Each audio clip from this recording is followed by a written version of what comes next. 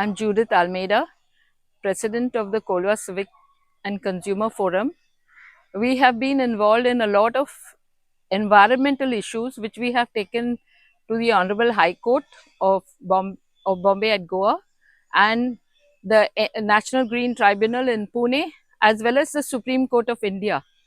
Several of these orders have been executed, demolitions have taken place, and now we are shockingly we have received information and got the information under RTI that 10 bungalows with 12 swimming pools have been permitted in the traditional fishing ward of Kolwa.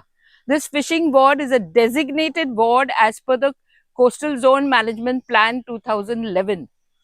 Despite it being shown as a fishing ward, it has come as an absolute shock to us that the Goa Coastal Zone Management Authority, along with the Collector South Goa and the Town and Country Planning Department, including the Village Panchayat of Kolwa, has permitted these 10 bungalows and 12 swimming pools issued to some Sharmas from wherever, Delhi or wherever they have come from.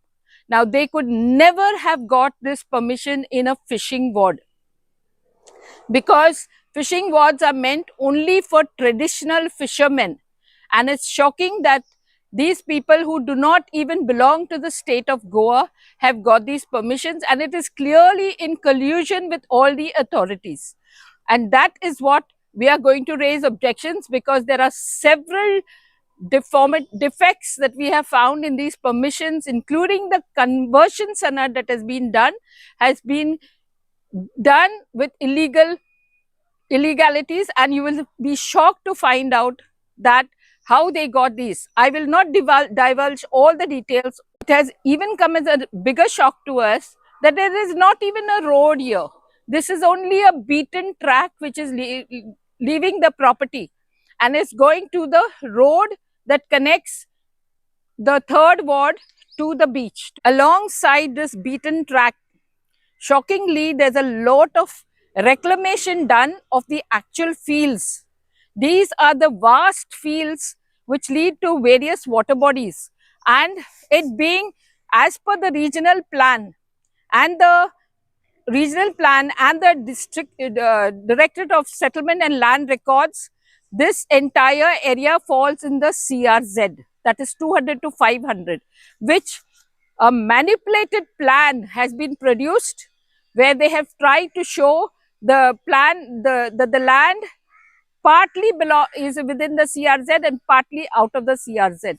But that is an evidence for us to show how manipulation takes place of records. This is the starting point of several cluster of fishermen's houses that you can see. The ward extends further, but we are now going to show you the cluster of fishermen's houses that are definitely affected by this project.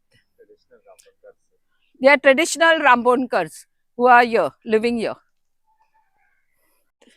The project proponent has shown in their plan, clearly shows that it is a 6-meter wide road.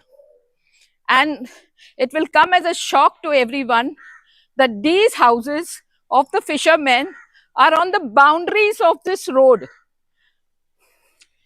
There is not even a proper 3-meter access. And if the road has to be widened, all these traditional fishermen will lose their boundary walls and even houses which can be seen.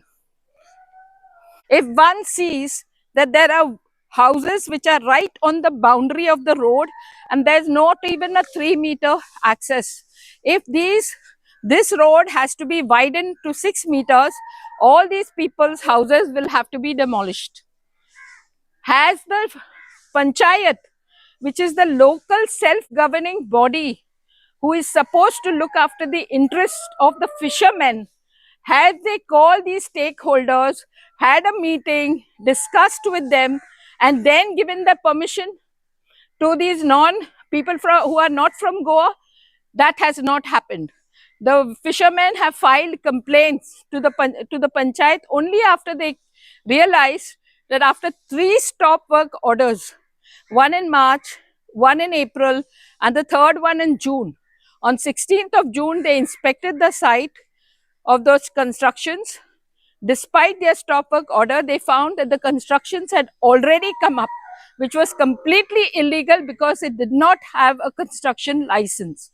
And shockingly, on 28th of June, they issued a construction license to completely illegal structures as per law. Now, I'm here just speaking on the law of the land. This is how authorities violate the law of the land and have caused innumerable trouble for our Goans. It is about time, after what has happened in the Arpura tragedy, that the government has to wake up, open its eyes, and start looking after our resident population and not after the people who are coming to here to build their second and third homes. The 10 bungalows and 12 swimming pools are clearly a commercial project, because you don't need so many swimming pools in a project where it's more, the bungalows are more like a row house. And it's very clear that they have purchased these properties only to develop them for commercial use. Now, a commercial property in a traditional fishing board is a no-go zone completely. So the authorities who are answerable and whom we have already filed our objections is to the GCZMA, the Town and Country Planning Department, the collector, and the village panchayat of Kolva. The village panchayat of Kolva, despite the objections of the fishermen, knowing that the construction license was suddenly given, has not even lifted a finger to call the fishermen and ask them what their grievance is and how best they could solve it, because the structures are illegal. The construction license was given on 28th of June. The structures that have come up before that, before the construction license, are purely illegal. And that will have to go. We will see how best we can address this issue. We have been given to understand that the person who sold that property to the Sharmas is actually owning a lot of these lands. And that is why these people have been mostly silenced from speaking out. And as a forum which has taken up a lot of issues in the village, we decided that enough is enough. We are not going to spare them. And that is why we are now, through this video, trying to bring about awareness, not just to Kolva, but all the villages, wherever there are fishing wards, that such permissions are not permitted as per law.